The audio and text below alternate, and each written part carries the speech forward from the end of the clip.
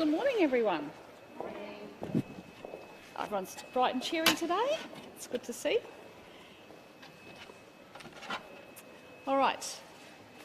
Good morning, Queensland, and good morning from Pinkenba at the brand new international cruise ship terminal, which we hope will be operating sometime in the future, but I'll have a bit more to say about that a little bit later. I'll give the COVID update first. So we have two new cases. One is a local community case linked to the Sunnybank cluster, but they have been in home quarantine, so we are not worried about that at all. But as you can see, they're still coming through, even at this late stage, and one overseas person in hotel quarantine.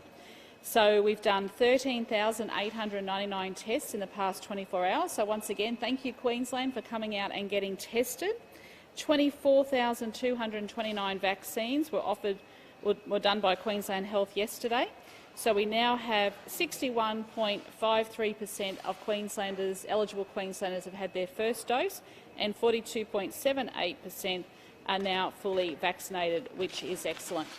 Well, I just wanted to let people know that the cruise ship terminal here at Pinkenba has now become a new vaccination hub. So this is predominantly for the workers in this area, whether they work at the port, the airlines or the industries that are out here. But, you know, any member of the public is more than welcome to come in here and get vaccinated. If you want to have a sneak peek at the brand new international cruise ship terminal here at Pinkenba, come and have a look. It's absolutely fabulous.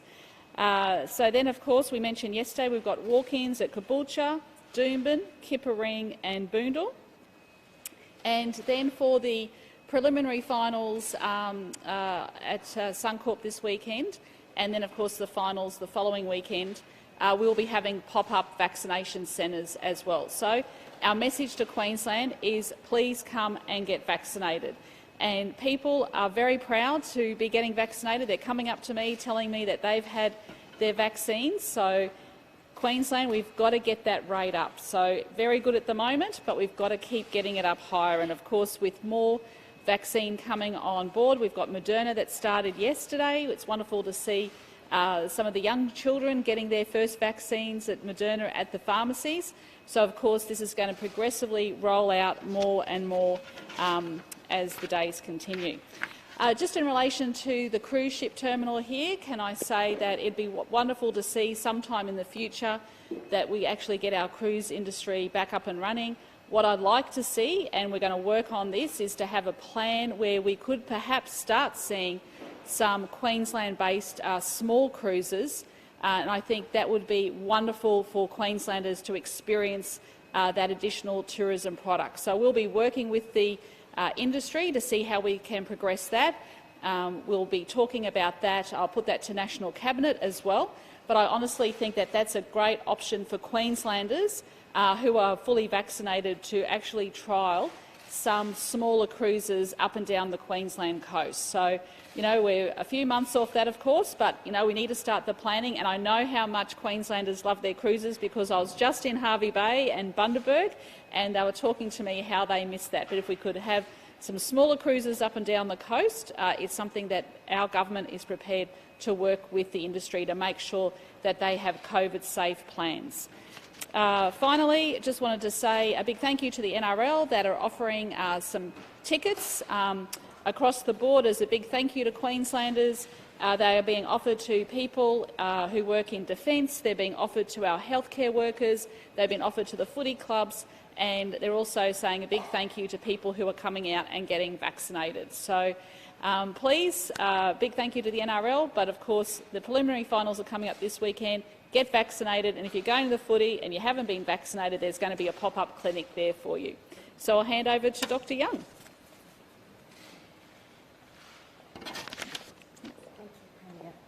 So yes, we do have one community-acquired case, and I would very much like to thank that family. So this is a student at St Thomas More College who's a close contact of one of those earlier students. So she actually tested positive day 9, in home quarantine, have been in home quarantine for her entire infectious period. So this just shows yet again how important it is that when people are asked to go into quarantine, they need to remain in quarantine for 14 days. It must be particularly tough at the moment, our beautiful weather at the moment, it's school holidays, so thank you very much to all of those families. There's large numbers of them who are still in quarantine.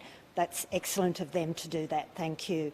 And then it's great to see yet another fantastic mass vaccination centre. So this one will be offering vaccinations to anyone who walks in, but also to any work groups, so that people can organise a bus and the whole work group come here and get vaccinated. We're doing everything we can to make vaccination as easy as possible, because the sooner we've got Queenslanders fully vaccinated, the sooner we can remove so many of the restrictions that we've had for a long time now. That will be excellent. So please come and get vaccinated. Go to a pharmacy, go to a GP. More and more of our GPs have not only got AstraZeneca but also Pfizer, and you can choose. Anyone who's 12 years of age or older can choose which they would like to have.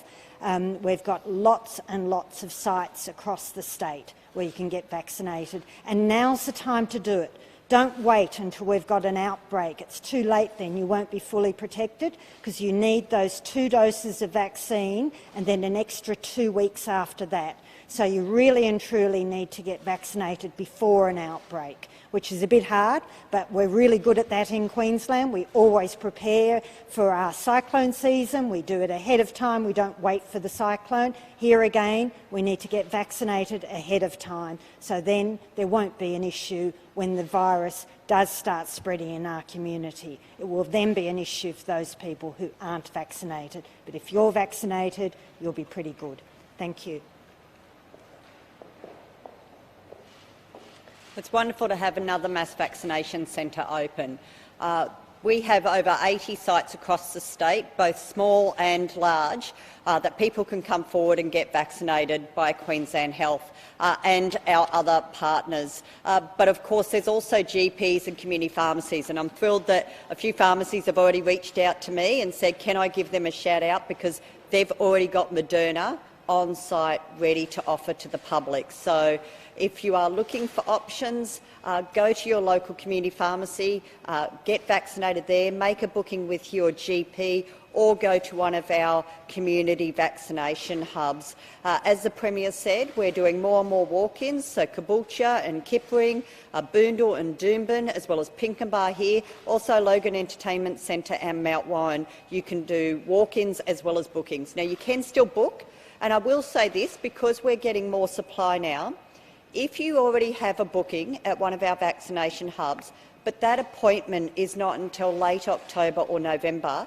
please go on to our Queensland vaccination website and seek to rebook, because what you'll find is there's booking slots now becoming available much earlier, and you can reschedule that appointment and bring it forward to now, because we want as many people vaccinated as possible.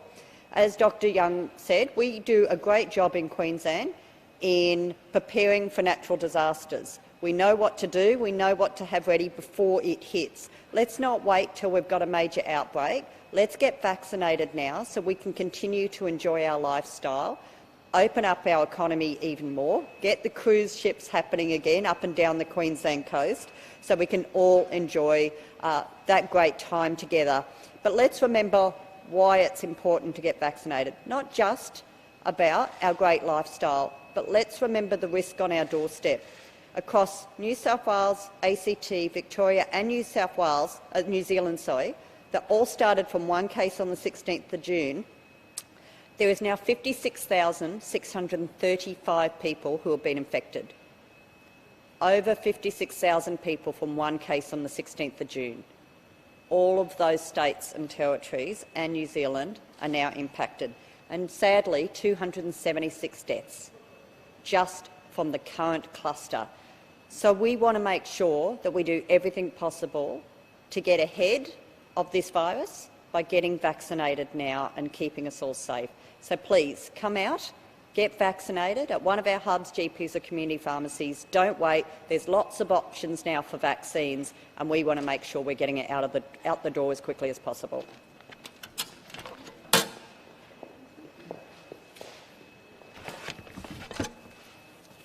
Good morning. I'll just start with some stats. Over our road borders, in the last 24 hours, we've had over 10,000 vehicles cross our borders, and we've had to turn around 220 of those vehicles at our border checkpoints. We've also processed over 424 people at our airport borders, and we've had to refuse entry to 6. Could I just ask the public, please, to be patient with the police on the borders? We are doing 100% compliance checks at our road border checkpoints. We do know that's an inconvenience, and we're trying to speed that up as quickly as we can. So please, could I ask you for your continued patience at our road borders? In relation to compliance, we did issue 4 penalty infringement notices overnight. One of them was for failing to wear a mask, and the other 3 were again at our border checkpoints for either false information or attempting to cross the border when they shouldn't cross the border. So it's very low. We are seeing a lot of community compliance at our borders, and we thank the public for being patient with us. In relation to our business compliance, we did over 30 inspections yesterday, again, of our businesses, and had 100% compliance, and we've had that for some time now. So, again, thank you to the businesses for supporting us. We've got over 3,800 people in quarantine, and again, that's being managed on an as-need basis as best we can. Thank you.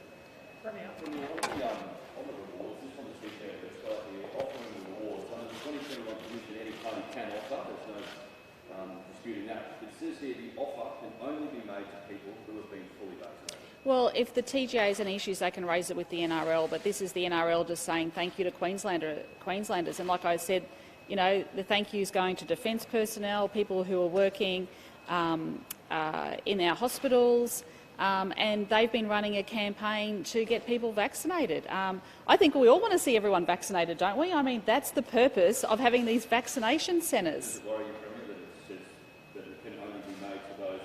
Well, they should raise that with the NRL, and there are people who are going to be fully vaccinated getting a thank you from the NRL as well by a ticket.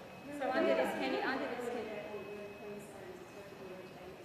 we don't have that data. It depends on the supply coming in, so we're going through all of that now. We don't have a date yet. Sorry? What is it based on the current level of supply? Well, the supply ebbs and flows, so we actually need to get firm data from the federal government, and then we can map that out. We just don't have that at the moment. How can we have events like supervised weekends where you pick up lots of Pfizer and still make sure there's enough for second doses? Yeah, because we work all that out, so we're not worried about that, and the federal government gives us like 2 weeks out. Premier, just on those, how does it work? Is it like a raffle, like that person comes along, they get the ticket, or how does that sort of work? There's only 1,000 double passes, you're expecting more people to get it out this weekend. So how does it work? I might get the Health Minister to go through that process, but like I said, if anyone has any issues, they should raise it with the NRL. But the NRL have been giving out like thank you tickets for years. If there are questions, if the TGA does raise it with the NRL and say you can't do this, well, can I just say, in the national plan, everyone likes quoting the national plan.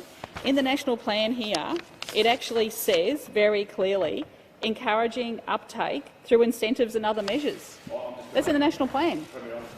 I know, but everyone talks about the national plan. There's the national plan for you. It's right there. I'll give you a copy.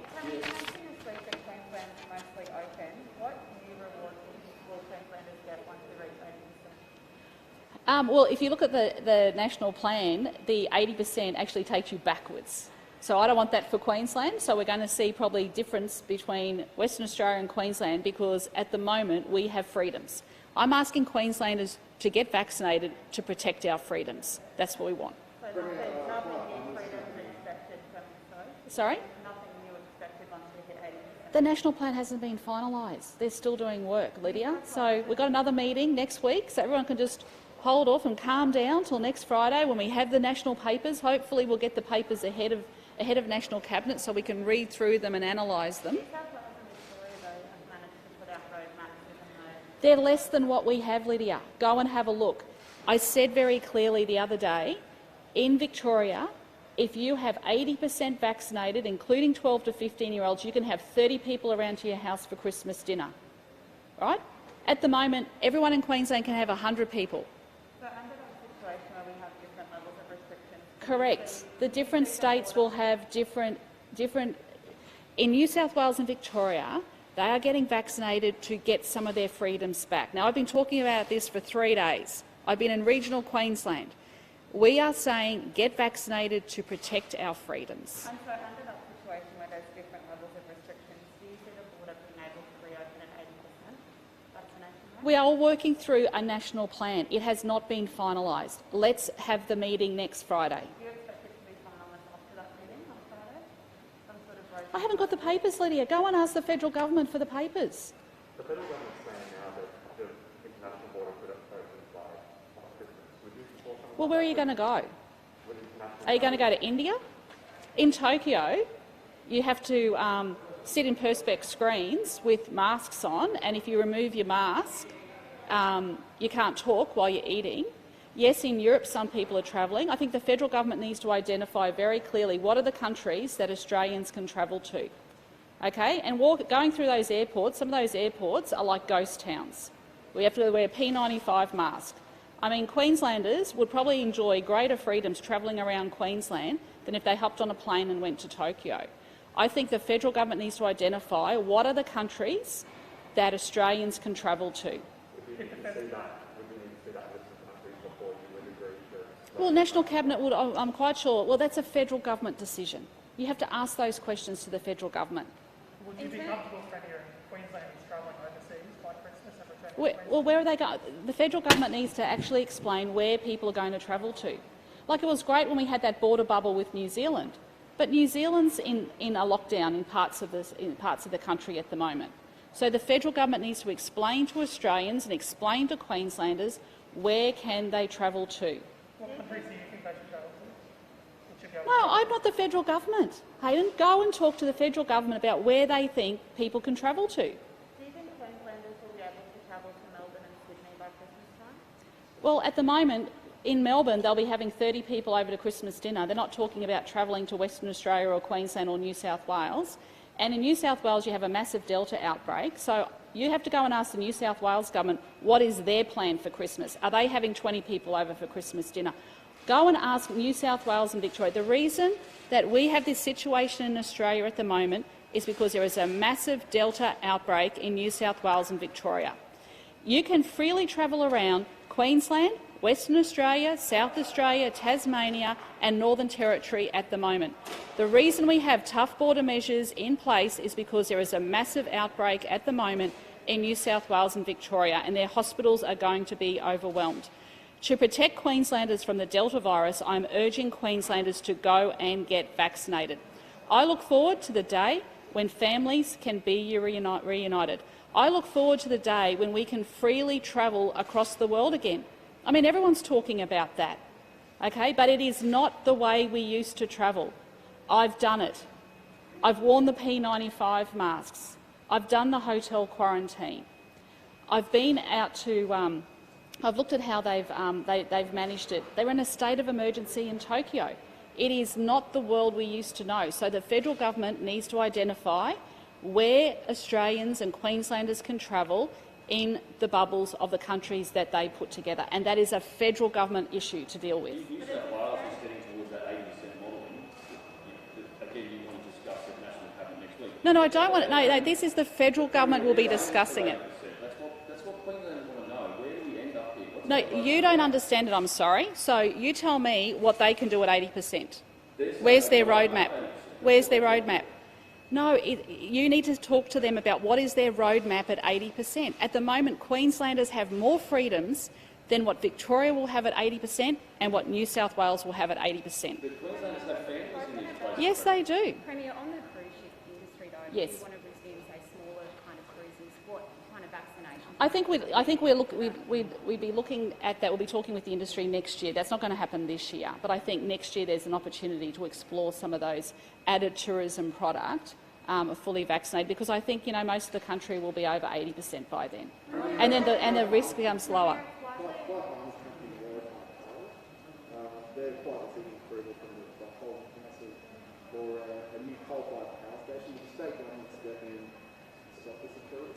Look, I'll have to get details on that. I'm not aware of those details. Yes, Claire?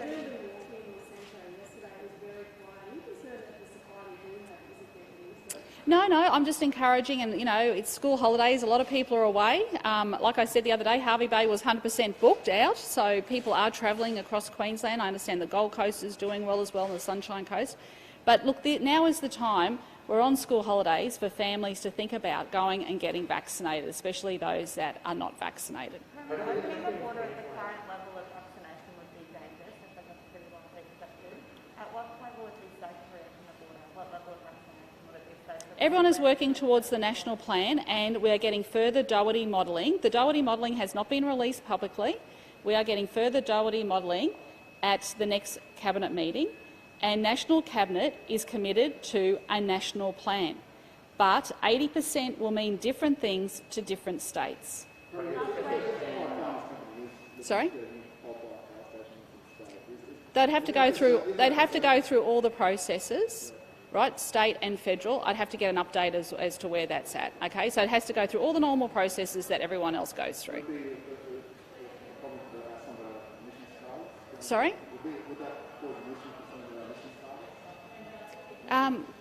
Well, they just have to go through the normal processes. We've got a 50% renewable energy target by 2030.